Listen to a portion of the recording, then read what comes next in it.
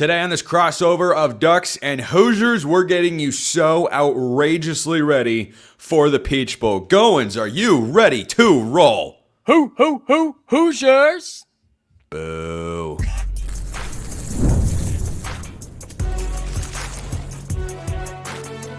You are Locked On College Crossover, part of the Locked On Podcast Network. Your team every day.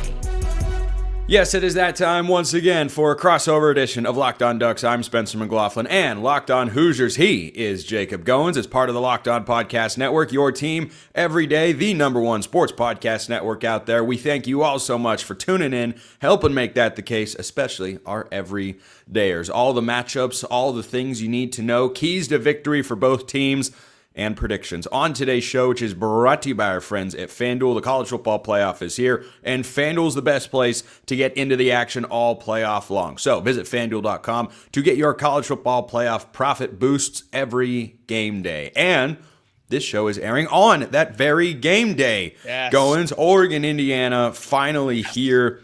I want to start with a vibe check in Hoosier country, because I can tell you on the Oregon side of things, maybe I'm just psyching myself out, underestimating Dan Lanning, talking myself into a spiral and all that. But when I'm looking at two coordinators that have taken head coaching jobs and have to divert at least part of the time, they've said all the right things publicly for sure this week that, you know, they're very committed. And I think there is definitely a good chance that they mean that. I just cannot in any reasonable sense think, yeah, you're putting 100% of your time into this game. It can't. I don't think it can't. It's physically impossible. Yeah, you physically give 100% to two different jobs. No, you can't do it. Yeah, the calendar is really dumb. Jordan Davison is out. Jay Harris is apparently available to play as the number 3 running back. He had one carry, was stopped on a 4th and short in the first matchup. That leaves Noah Whittington, the veteran,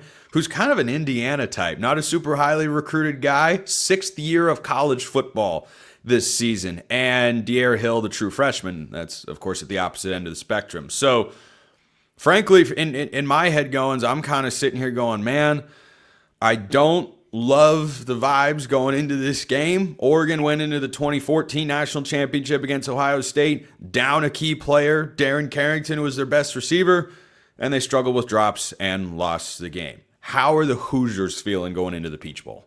I think both of our fan bases and probably both of our teams and both of your podcast hosts are feeling opposite of what the first matchup was, because Indiana going on the road, we were excited, right? We were excited, and I felt like Indiana could win that game, and I think I picked against Indiana because we just hadn't seen that yet against that level of a team on the road with all the hype and everything, right? And Oregon was, yeah, we got this. We're the better team. We're going to get this done. It's at home, right? It never rains at Autzen, and Dan Lanning doesn't lose at Autzen. That was kind of the mentality, right? And then Indiana wins the football game. Here we are in round 2, part 2 of this rematch, and it seems like it's the opposite. Indiana's the number 1 team in the country. They just whooped Alabama and embarrassed them on national TV in the Rose Bowl, and now Indiana feels like they can't be stopped and that they're on their way to win a national championship. And Oregon is in the boat, kind of like you talked about, of, man, we've got some injuries and we're just not feeling it. The vibe isn't there. It's a long road trip, right? Cross country for the Ducks. And it just feels like the vibes have completely flipped from the first time to the second time. And the coordinator thing is such a good point that you bring up, because that has to have some sort of an impact. I don't know what, and it probably can't even be quantified, but it will have an impact, because Oregon's coordinators are leaving, like you mentioned, for head coaching jobs. Indiana's coordinators just signed contract extensions where Bryant Haynes is making almost $3 million and Shanahan's making almost $2 million. That has to have some sort of a factor and a play here. And so does that mean that the result will be flipped? I sure hope not. But it is fascinating to see the different vibes. And Hoosier fans are as confident as they've ever been, man. They think they could beat the Cleveland Browns if they got on the same field right now. I mean, that's the kind of football they've been playing. Ohio State was darn good, incredibly talented, and they suffered the curse of the bye, I guess, after Indiana beat them in the Big Ten championship game. But that the Hoosiers were able to overcome that, and Oregon fans went through it last year with the Ohio State thing, and bye teams are 1-7 in the college football playoff. I don't think when the new format gets debated, discussed, and ultimately announced for next season, I don't think you're going to have those long layoffs, which could be a good thing for college football. It might result in expanding the playoff to 16 teams, which, I'm not having that conversation. Anti-expansionist. I am an anti-expansionist. I think 12 is too many, but you know what? That's just me, and I've got a different philosophy on that. We'll keep it here on this game, though, and the quarterback battle in this one's interesting because Fernando Mendoza, if he wanted to, could come back, right? I am speaking that into existence. It's not going to happen, but he could from an eligibility standpoint. Right, and so too could Dante Moore. And Dante Moore's been the one flying up Mel Kiper's big board. I wish Mel Kiper would go on vacation or something, but he's the one that has kind of flown up the big board here. And yet I feel like Mendoza's fate of going to the NFL is far more sealed because Indiana's added Josh Hoover. Oregon hasn't added a transfer quarterback. And I think not just a chance to go play for a national championship, a chance to win your first ever title as a football program is on the line for Oregon, but Dante Moore's future could be on the line. Will this be the last game that he plays? I think if they win, obviously the answer is no, but the next game, if they win that one, could be the last one he plays. But I think the upside, if Oregon's not able to come back and get it done in this game, because of how I think it'll look especially, I think you'll see Dante Moore come back because he's always had a very good head on his shoulders. He made a very mature veteran-type decision to come to Oregon, sit for a year behind Dylan Gabriel, and then step into the starting role. And if Oregon loses this game, I'd suspect Goins, there will be some similarities to the first one, and he might realize, I'm not ready for the NFL just yet, and another year of college football would help me out. And I think that's what we've seen from these two guys in their performances. Wouldn't you agree that Fernando Mendoza looks much more pro-ready than Dante Moore? I'm willing to make the argument that Dante Moore might have a higher ceiling in the NFL because of his athleticism and playmaking ability. But Fernando Mendoza, if you gave him a week to study a pro playbook, he could go play next week and I think would survive. Would he be great? Not off the rip, but you get what I'm saying is Fernando Mendoza is much more NFL ready than Dante Moore. So it's a fascinating point because I don't think it's a horrible idea for Dante Moore to come back and play another year of college football and be possibly the number 1 overall pick next year. But I'm also in belief that in sports, anything can happen at any given time. In life, anything can happen at any given time. And if you're projected a first round pick, much less a lottery pick, I think you got to go. I think you got to take that chance, go get paid, make your money, and do what you got to do to take care of you and your family. So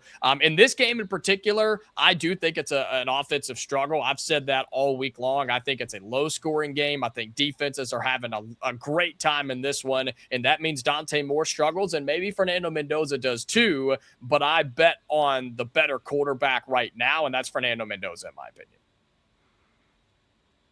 That's an interesting question.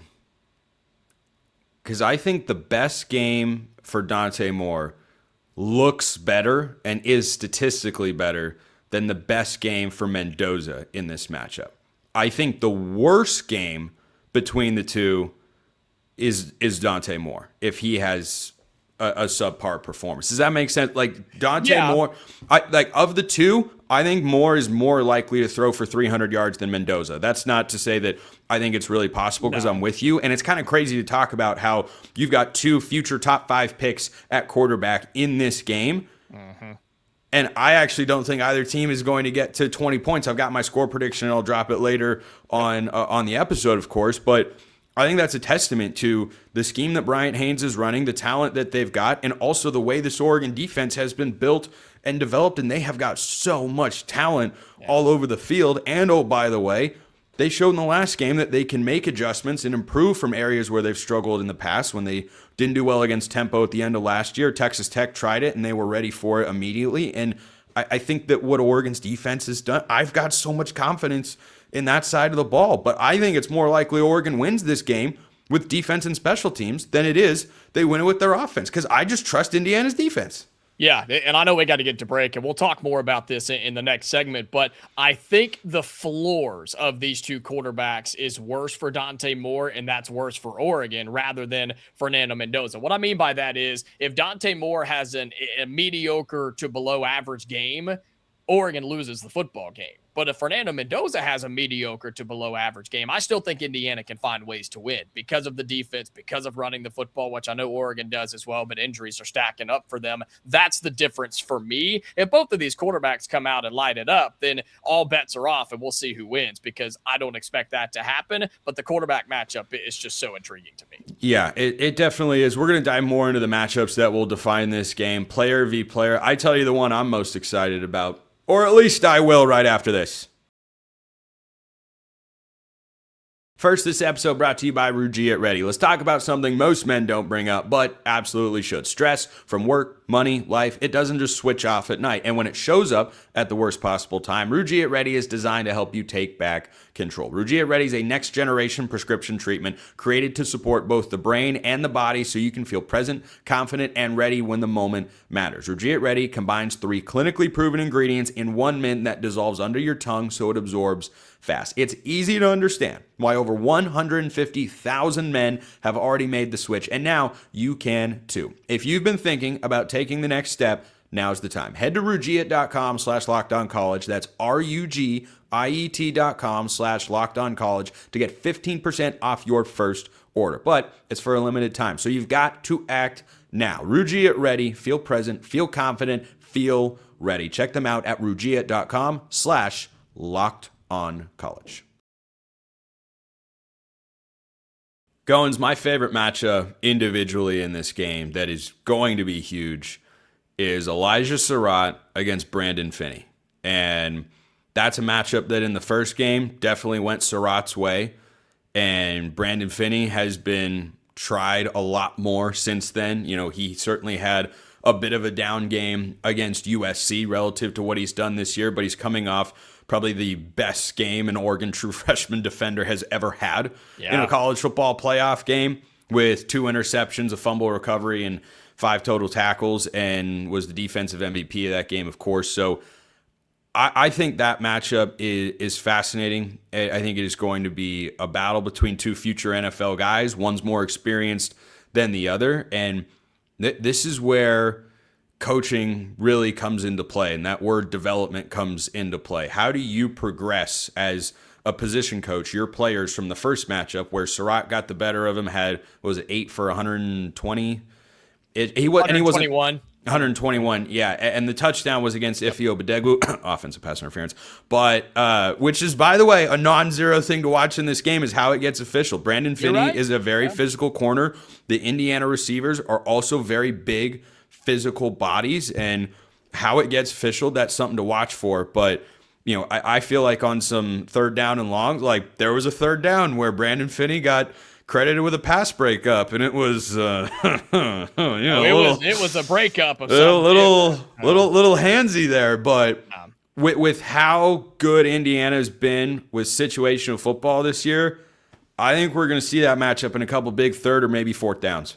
And we should. And penalties is actually something that I meant to highlight in our first crossover episode this week and forgot to, that I wanted to mention today, because the yardage wasn't all that crazy, but both teams were pretty heavily penalized, and some timely ones as well. In a semifinal game, you can't have those PIs, you can't have the holdings, you can't have false starts and all that kind of mess. And luckily these two teams are pretty disciplined, but it's 1 or 2 that can change the game. But in terms of these matchups that you're talking about, the Indiana receivers versus the Indiana DBs, and we could flip it and talk about the Oregon receivers versus the Indiana DBs. But yes, Sarratt, 8 catches, 121 yards. You said that backwards, by the way.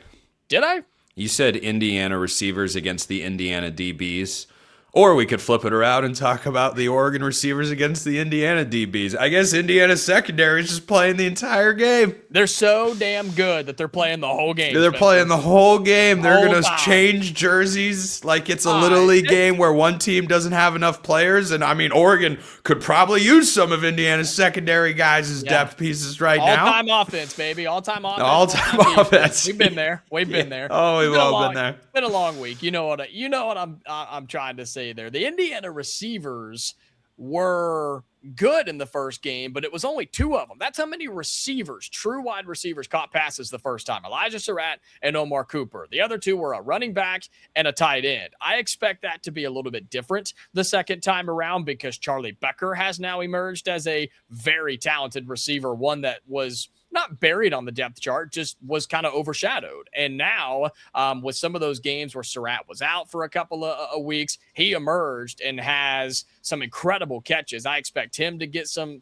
targets in this game. Omar Cooper could be the X factor if Sarratt is more locked down this time than he was the first time. And then Indiana loves to throw it to the running backs out of the backfield. So yeah, the Indiana receivers have to get open, have to make plays. And I would love for it to not be a situation where Fernando Mendoza has to hook up with a receiver on the most magical play you've ever seen, which Indiana has like 6 of this year. But those Oregon DBs are so talented. They're hungry. They get after the football. If you can force them into some PIs, I would love to see that. But Indiana has been winning those battles all year long. But we do flip it around. And let me say this correctly. The Indiana DBs versus the Oregon wide receivers. Ooh, yeah, Goins. Professional, baby. Professional. Yeah. No, the Indiana DBs are awesome, but the Oregon receivers, I think they had multiple guys get catches, but they didn't have the one big over looming performance, right? If I remember that correctly last time. You're correct.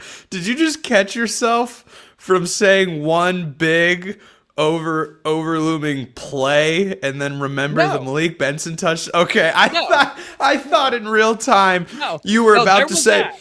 Yeah, I thought you were about to say, well, they didn't really have any big plays, and Oregon's only touchdown was a 43-yard. No, but the over bearing performance. Yes, that is correct.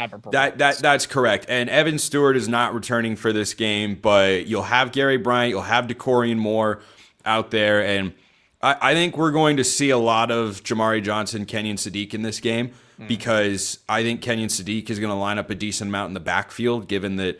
Okay. Oregon's number 3 running back, and they have used 3 running backs or more in every game this year. It's been a part of their offensive philosophy. The way they've run the ball so effectively is different guys who keep each other fresh with different formations and styles of runs. And now you've got Noah Whittington, De'Ara Hill, and then how much do you trust Jay Harris? We'll see. So I think Sadiq can be in the backfield a decent amount, even if it's just in some blocking situations, because Jamari Johnson has been so good at tight end, and that's been a real revelation for the Oregon offense this year. But on the secondary thing as well, I want to point out that Brandon Finney has been exceptional this year and is coming off the best game of his career.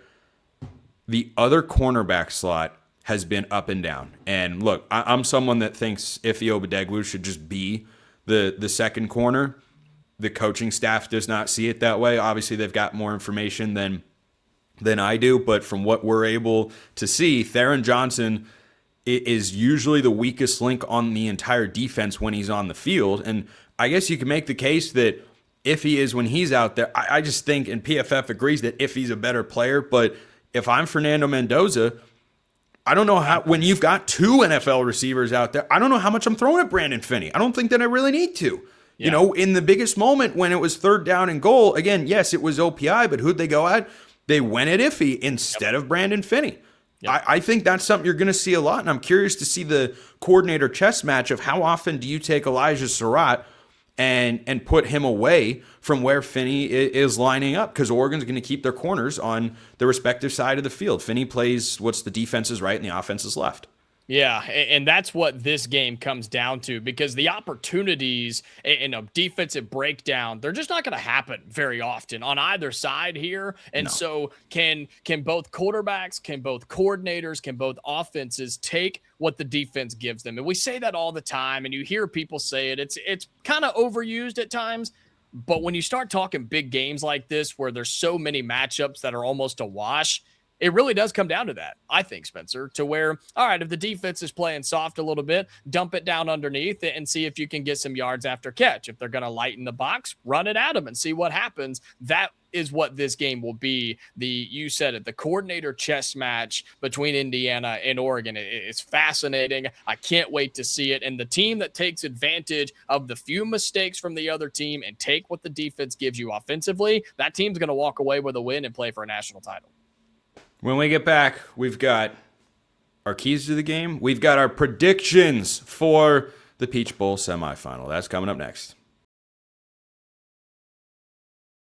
First, this episode brought to you by our friends at FanDuel. The college football playoff is here, and FanDuel is giving all customers even more ways to get in on the action every single game day of the playoffs. And there are only 2 left, the Peach Bowl and the National Championship game. Right now, every college football playoff game day, FanDuel users get a profit boost waiting for them in the app. So what you'll love about it is you get to use the profit boost on the bets you already feel good about. Ride with the favorite when you think a team is going to control the matchup, like Indiana, for instance, is -3.5 against Oregon. If you bleed Hoosier red and you think that they're going to roll into the national championship game, then guess what? You can take Indiana -3.5. If you are the most green and yellow Oregon loving diehard fan and you believe that Oregon's winning this game, maybe you sprinkle some on the money line. Maybe you take Oregon plus 3.5 just in case. However you're feeling, put your money where your mouth is with FanDuel, the best place to get into the action all playoff long.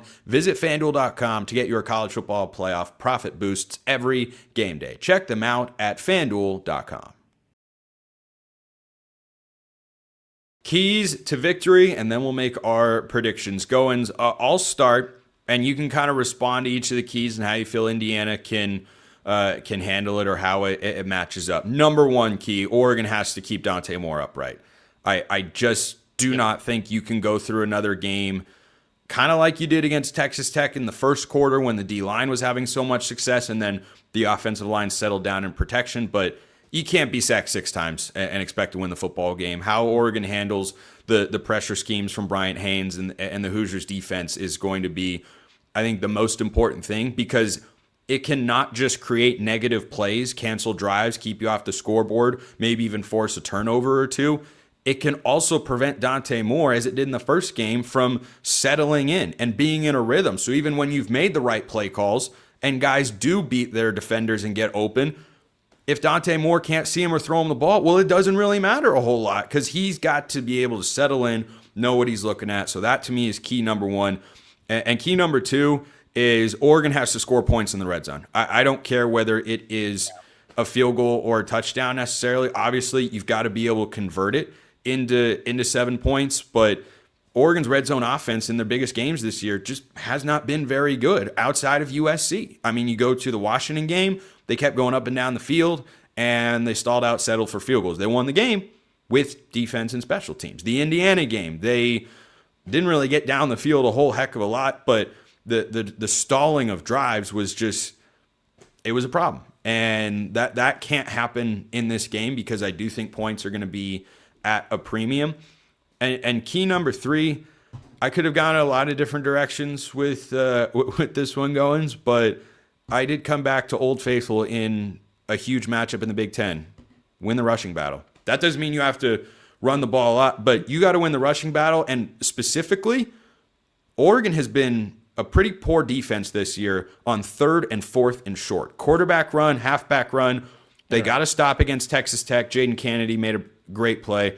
Oregon's linebackers have to find a way. Bryce Betcher and Jerry Mixon, who've been playing really good football, Devin Jackson as well, they've got to find a way to contain Indiana's running game because it's, I think, a really underrated aspect of this Hoosiers team and their success this year. But, you know, Indiana stayed on the field for those long touchdown drives by executing on a couple of third downs, and Oregon's defense was overall good on 3rd down in the game. So that's where I go. Protect Dante Moore. You've got to win the rushing battle as well, and then red zone offense. You just cannot come up empty. I think it swings the momentum too much in this game.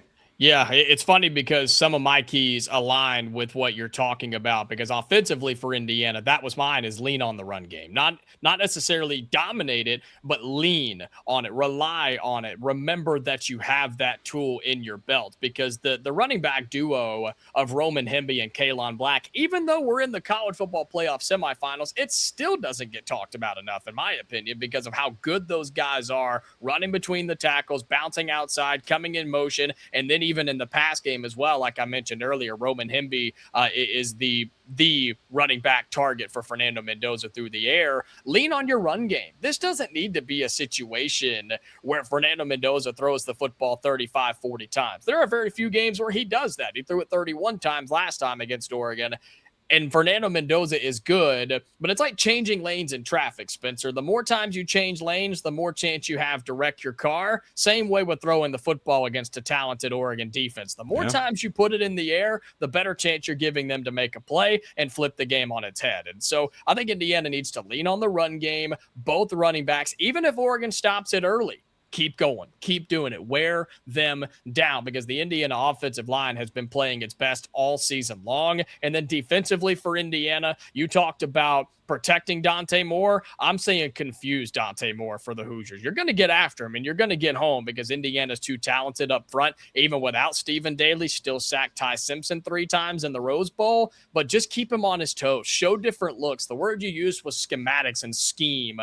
That's what Bryant Haynes is so good at. That's why he's making almost $3 million a year as the defensive coordinator. It's never the same guy. It's always somebody different. It's always from a different angle. It's always when the play breaks down, there's just somebody there to make it happen for the Hoosiers. Open field tackling has been a really, I guess, a benefit for Indiana this year. That has to continue, but make Dante Moore uncomfortable, make him confused, and make him question every decision he has to make. If you do so, I don't think he can beat you if he's worried about all these other things rather than just getting the ball to his playmakers. And my third one is just for the game itself, and I think for both teams, Spencer, because funny enough, you and I agree on a defensive battle, a low-scoring game, take your points where you can get them. This is the semifinals, man. And Indiana's good. They're really good, but they're not going to hang 60 on Oregon. They're not going to do that like they've done several times to good teams this year. Take the points where you can get them. Indiana special teams are okay. They're not great. Your long field goal kicker and Brendan Franke is out. So anything over 45 yards, Indiana's not going to do it. They're going to go for it instead. And so don't worry, your kicker will have his career long against Oregon. That's the way that this works. He's good from 55 and in. He's good. He's good. Fine by me. But I think both teams need to just, if you stall out, I know you talked about scoring in the red zone, but just scoring in general, I'm the same way. Take your points where you can get them. I don't think a team goes over 24 in this game, and I'm in the low 20s and high teens in this game. I really am. Are you ready, Goins? I think so. I think I'm ready, because I've been stuck on that idea. Scoring prediction, they're obviously up in the air and can kind of vary, but I think 23-17, that's where I'm at for Indiana. I think 23-17, that might even be a late score to make that the case. I think this is a 4-quarter game. I think it takes 1 or 2 plays like it did last time, and I just think Indiana has been there, done that, at least this year, right, to where I have confidence in them, and I'm not betting against Sig. I can't do it. I'm not betting against him. I'm not betting against Mendoza. I'm not betting against that defense. I said it once, I'll say it again. Indiana, until they show me they can't, I'll take the Hoosiers 23-17, but it'll feel worse than that. It'll feel grosser than that on the field. Yeah. It is tough to pick against Curt Cignetti, because I have a feeling you're going to do it, though. The guy's a wagon and a half. Absolute bona fide wagon. He might be the best coach I've ever seen. Alabama had won before Nick Saban got there. Indiana's never won anything, and now they're the best team in the country. That is... I actually still don't know how to wrap my mind around. I talked about that over on yesterday's episode of Locked On College Football. Like, I don't think there's a comparison for what he's doing, for what has happened here. And I think it's great for college football. It's not great for Oregon, Dan Lanning is trying to get over two hurdles in this game. The rematch, he has been on the wrong side of a rematch 2 years in a row with national championship implications on the line, and the more experienced coach. Because Kalen DeBoer was someone he couldn't get past, who, guess what, had won a bunch of games at a lower level. This is Curt Cignetti's 15th year being a head coach in college football at any level. It is Dan Lanning's fourth. And I think if Oregon can hit two of the three keys that I talked about, certainly if they hit all three, I think Oregon's winning the football game. If they hit two, they got a good chance. Anything less than that, it's tough. Do it. I am taking... For people at home, his heart says one thing and his head says the other. That is 100% correct. That is 100% correct. I know what I want to happen in this game, but there's want and think, and for just the third time ever in my time hosting Locked On Ducks, I am picking Oregon to lose a football game. Wow. I am taking the Indiana Hoosiers 19-13 in just the grossest score imaginable. I am going to try and drum up that Etsy witch voodoo nonsense that you had when you picked Indiana to lose this game earlier this year. I am 2-1 in being correct in picking Oregon to lose. The only other time I picked them to lose and they won was Penn State earlier this year. Oh, which was not a bad pick against Oregon. That was not a bad pick. No, they were an underdog in that. The only other times I picked them to lose were game 1 of the Dan Lanning era against Georgia and 2023 at Washington. And they lost both of those games. And I picked them to lose to Penn State all offseason. I stuck with it coming into the season. And I got Oregon's record in the regular season correct, but flip-flopped the Indiana and Penn State picks. So here we are. It doesn't happen often. I can't get past Cignetti. He has it. I know Oregon fans are not going to be happy with me about this. I get it. That's fine. But I love Dan Lanning. He is awesome. I truly believe whether this year or in the next 5 years, Dan Lanning will win a national championship at Oregon. He'll be the guy to break through and do it. Yeah. I can't pick against Cignetti. He's such a wagon. Yeah. And if he wasn't playing Oregon, I would be rooting for him so hard because he's so awesome in so many ways. So there you have it, 19-13. If that comes to fruition, that is a legendary prediction. Yeah, legendary. There's a safety in there somewhere. There's a lot going on. Yeah, I mean, it's point conversion or something. You got taking points. Yeah, taking points. 2-point conversion, miss PH, something weird. Love it. Something weird. He's Jacob Goins, Locked On Hoosiers. I'm Spencer McLaughlin, Locked On Ducks. Enjoy the game, everybody. We will both be live on our respective channels. Maybe even we'll go live together after the game. We'll see how it all goes down. Appreciate everyone listening. We'll see you next time. Until then, hope you all have a wonderful rest of your day.